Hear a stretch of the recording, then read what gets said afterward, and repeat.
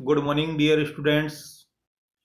पिछले व्याख्यान में हमने अमेरिकी राष्ट्रपति की कुछ महत्वपूर्ण शक्तियों एवं अमेरिकी राष्ट्रपति की ब्रिटिश सम्राट की शक्तियों से तुलना की थी और उसको हमने विस्तार से समझने की कोशिश की थी। उनमें क्या क्या समानताएं हैं और क्या क्या असमानताएं हैं।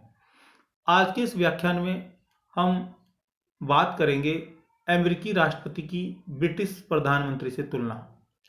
देखिए, आजकल जो अकादमिक परीक्षाओं में जो पेपर का जो पैटर्न है वो बहुत बदल गया। अब यूं सीधे प्रश्न नहीं पूछकर अब तुलनात्मक दृष्टि से, विश्लेषणात्मक दृष्टि से प्रश्न पूछे जाते हैं, जिसमें अब जैसे किसी एक राष्ट्राध्यक्ष की दूसरे राष्ट्राध्यक्ष से तुलना, किसी एक विचारक की दूसरे विचारक से तुलना, किसी एक शासन व्यवस्था की दूसरी शासन व्यवस्था से तुलना।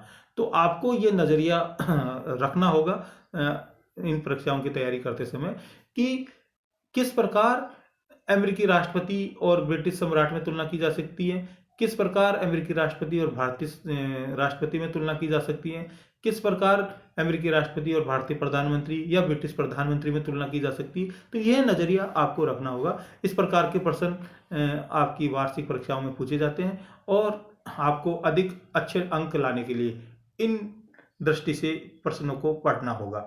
तो आइए हम शुरू करते हैं अमेरिकी राष्ट्रपति की ब्रिटिश प्रधानमंत्री से तुलना। जहां इन दोनों पदों में कुछ समानताएं पाई जाती हैं, वहीं इनमें बहुत सी असमानताएं भी हैं। समानताएं देखो, हर हर पदाधिकारी, हर व्यवस्था में दूसरी व्यवस्था से समानताएं होती हैं और असमानताएं भी होती है। तो यहां इन दोनों की हम चर्चा करेंगे। लॉस्की कहते हैं कि संयुक्त राज्य अमेरिका का राष्ट्रपति एक राजा से कम व अधिक दोनों है, साथ ही वह ब्रिटिश प्रधानमंत्री से भी कम एवं अधिक दोनों है। तो यहाँ ऐसा नहीं कि ब्रिटिश प्रधानमंत्री से बहुत अधिक ताकतवर है अमेरिकी राष्ट्रपति, ऐसा नहीं है। कुछ मामलों में ब्रिटिश प्रधानमंत्री बहुत अधिक ताकतवर है, बहुत अधिक प्रभावशाली है, और कुछ मामलों में अमेरिकी राष्ट्रपति बहुत अधिक शक्तिशाली और प्रभावशाली है। इन दोनों में समानता है। इंग्लैंड में शासन राजमुकुट के नाम से होता है, परंतु वहां शासन का वास्तविक मुखिया प्रधानमंत्री और उसकी मंत्रिपरिषद होती है। अमेरिका में भी राष्ट्रपति कार्यपालिका का सर्वोच्च प्रमुख होता है। जैसे प्रधानमंत्री वहां कार्यपालिका का सर्वोच्च प्रमुख होता है, वैसे ही अमेरिका में राष्ट्रपति कार्यपालिका का सर्वोच्च प्रमुख होता है। ब्रिटेन का प्रधानमंत्री भी बहुमत प्राप्त दल का प्रमुख होता है। जो वहां, जैसे ब्रिटेन में भी दो दल प्रमुख है। अभी वर्तमान में बात करें तो एक अनुदार दल जिसको कंजर्वेटिव पार्टी बोलते हैं, और दूसरा मजदूर दल जिसको लेबर पार्टी बोलते हैं। और इन दोनों दलों में से जिस भी दल का बहुमत होता है चुनाव में, उस दल का व्यक्ति, उस दल का प्रतिनिधि प्रधानमंत्री बनता है। और वैसे ही अमेरिका में है, एक रिपब्लिकन पार्टी और एक डेमोक्रेटिक पार्टी, और जिस भी पार्टी का निर्वाचक मंडल में बहुमत आता है उसका प्रतिनिधि राष्ट्रपति बनता है। तो यहां यह बात आपको समझना होगा। इंग्लैंड में प्रधानमंत्री देश का मुख्य प्रतिनिधि एवं नीति निर्धारक होता है, वहीं अमेरिका में भी राष्ट्रपति देश का मुख्य प्रतिनिधि एवं नीति निर्धारक होता है।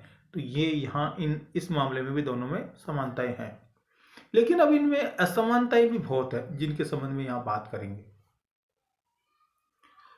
ब्रिटिश सम्राट केवल सरकार का अध्यक्ष होता है, ये ध्यान रखिए। ब्रिटिश सम्राट केवल सरकार का अध्यक्ष होता है, वह राज्य का अध्यक्ष नहीं होता, क्योंकि राज्य का अध्यक्ष वहां सम्राट होता है, राज्य प्रमुख वहां सम्राट होता है।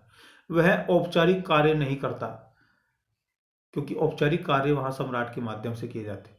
जबकि अमेरिकी राष्ट्रपति राज्य एवं सरकार दोनों का अध्यक्ष होता है, वह औपचारिक कार्य भी करता है, जैसे स्वागत भाषण दे, जैसे विदेशी प्रतिनिधियों का स्वागत करना, अपना अभिभाषण देना, ये संदेश पहुंचाना, ये जो औपचारिक काम है ये अमेरिकी राष्ट्रपति करता है। तो यानी यहाँ अमेरिकी राष्ट्रपति की दोहरी भूमिका है, जबकि ब्रिटिश प्रधानमंत्री के पास ऐसी दोहरी भूमिका नहीं है। ब्रिटिश प्रधानमंत्री अपने मंत्रिमंडल के निर्माण में स्वतंत्र नहीं है।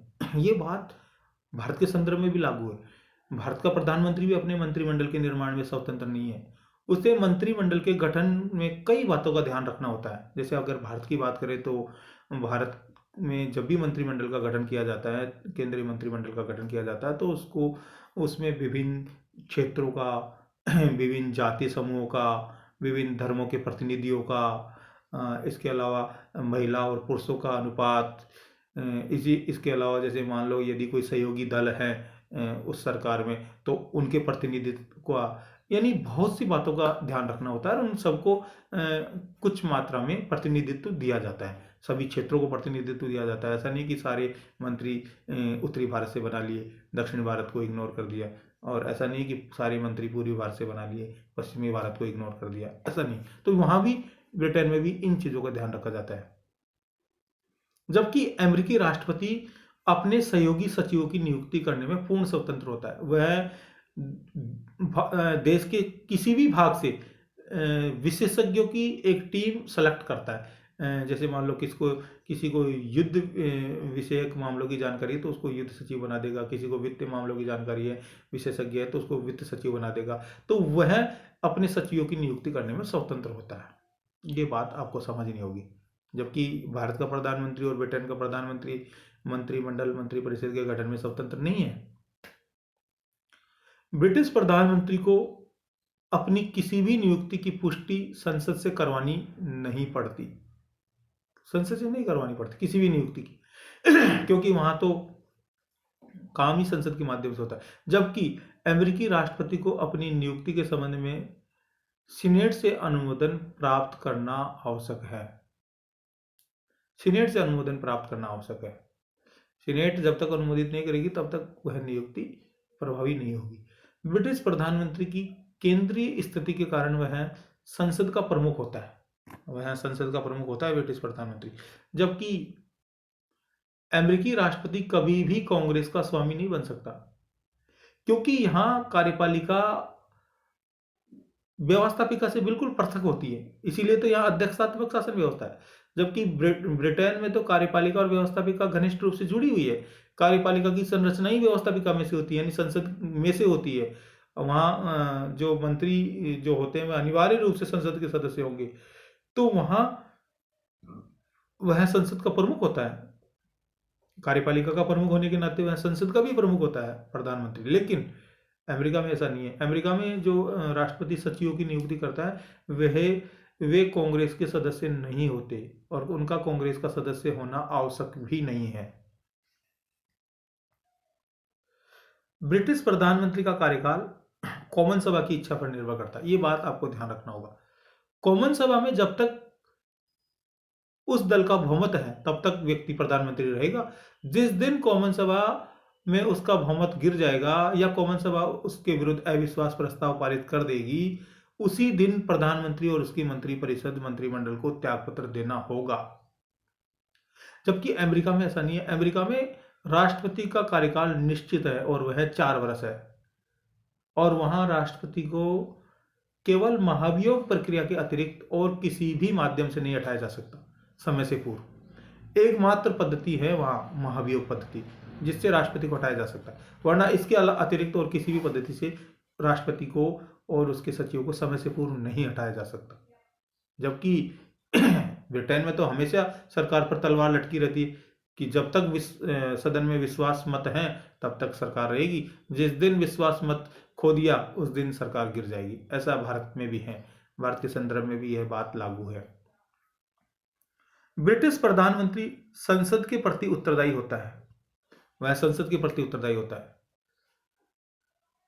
संसद मंत्रिमंडल से प्रश्न पूछकर बजट कटौती प्रस्ताव, निंदा प्रस्ताव, अविश्वास प्रस्ताव, काम रोको प्रस्ताव आदि माध्यमों से संसद पर नियंत्रण रखती है। आदि माध्यमों से मंत्रिमंडल पर नियंत्रण रखती है संसद। उनकी निंदा करेगी, समय समय पर उनके कार्यों की आलोचना करेगी, उन पर अविश्वास प्रस्ताव भी लाया जा सकता है, उनके महत्वपूर्ण कामों को बाधित भी किया जा सकता है। उनकी बजट की जो अनुशंसा होती है, जो अप्रोक्स जो बजट होता है किसी भी मद के लिए, उसमें कटौती कर सकती है। तो इसके माध्यम से नियंत्रण रखती है। जबकि अमेरिकी राष्ट्रपति कांग्रेस के प्रति उत्तरदायी नहीं होता। उसका कांग्रेस से किसी प्रकार का कोई लेना देना नहीं होता। और इस प्रकार कांग्रेस नियंत्रण भी नहीं रख सकती जिस प्रकार ब्रिटेन में रखा जाता है या भारत में रखा जाता है। लॉस्की के अनुसार, अब लॉस्की महोदय क्या कह रहे हैं? लॉस्की के अनुसार प्रत्येक की शक्ति कुछ बातों में और कुछ समय में एक दूसरे से अधिक है। देखो, प्रत्येक की शक्ति, प्रधानमंत्री भी कुछ बातों में कुछ समय में अमेरिकी राष्ट्रपति से अधिक ताकतवर है और कुछ मामलों में कमजोर भी है। यह केवल परिस्थिति पर ही नहीं बल्कि पदाधिकारियों की प्रकृति, शासनकाल की प्रवृत्ति एवं शासनकाल पर निर्भर करती है। यानी ये बात तो बिल्कुल तय है कि कोई व्यक्ति कितना ताकतवर है, कौन पदाधिकारी कितना ताकतवर है, यह उस व्यक्ति की प्रवृत्ति से भी तय होता है। व्यक्ति का व्यक्तित्व कितना प्रभावशाली है, उसके डिसीजन लेने की शक्ति कितनी मजबूत है, उसकी कार्यशैली कितनी अच्छी है, इससे यह स्पष्ट होता है कि व्यक्ति की पकड़ शासन व्यवस्था पर कितनी है, कितनी सुदृढ़ पकड़ है और वह व्यक्ति उतना ही ताकतवर होता है। अब जैसे मैं आपको उदाहरण दूं कि भारत में जब प्रधानमंत्री जवाहरलाल नेहरू थे या इंदिरा गांधी जी प्रधानमंत्री थी या अटल बिहारी वाजपेयी प्रधानमंत्री थे, तो इनका सत्ता पर बहुत प्रभाव था। लोग एकाएक इनके निर्णय से प्रभावित होते थे। तो जब इतने प्रभावशाली लोग होते हैं तो काफी छोटी मोटी बातें शासन व्यवस्था में अपने आप ही समाप्त हो जाती है और वह व्यक्ति एक ताकतवर राष्ट्राध्यक्ष के रूप में उभर कर सामने आता है। तो ये प्रकृति पर भी निर्भर करता है। ये लॉस्की ने बहुत अच्छा कहा। और उनके कार्यकाल, जैसे मान लो अब गठबंधन सरकार है भारत में, कई बार जैसे आई गठबंधन सरकार है, तो गठबंधन सरकार में तो इतना निर्णय ले ही नहीं सकता राष्ट्राध्यक्ष यानी प्रधानमंत्री, शासन प्रमुख ले ही नहीं सकता निर्णय, क्योंकि उस पर हर बार गठबंधन के नियमों का दबाव रहता है। तो यह आप लोगों को समझ में आया होगा। इससे आगे की बात हम अगले व्याख्यान में करेंगे। आज के लिए इतना ही। आप सभी को बहुत धन्यवाद।